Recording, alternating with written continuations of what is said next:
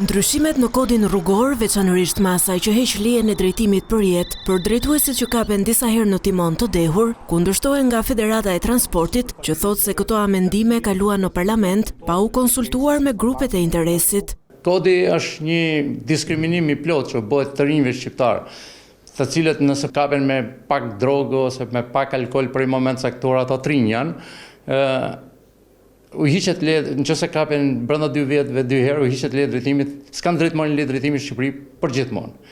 Ky është diskriminim, sepse gjithë bota dhe Gjermania, që është shteti më i ashpër në kodin rrugor,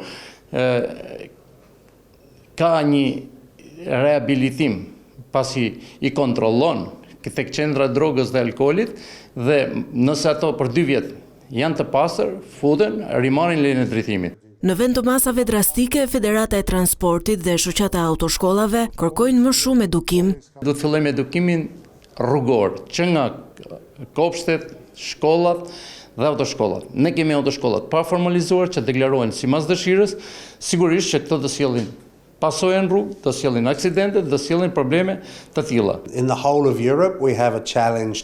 Europë kemi një sfidë për të gjetur shoferë të mirë të kualifikuar. Për t'i tërhequr ata, na duhet të ndryshojmë mjedisin e punës. Të rinjt duhen inkurajuar, edukuar. Ndryshimet ligjore që kaluan në qershor në parlament parashikojnë masa ekstreme për drejtimin e mjetit nën efektin e pijeve alkolike. Sipas përcaktimeve të reja, shoferët e rinj nuk do të lejohen të konsumojnë asnjë sasi alkooli gjatë 2 viteve të para pas pajisjes me leje drejtimi. Për drejtuesit e tjerë të mjeteve, aplikohet heqja e përjetshme e lejes së drejtimit në rastet kur ata janë përsëritës dhe kapen duke drejtuar automjetin me nivel alkooli mbi 0.5 gram për litër në gjak.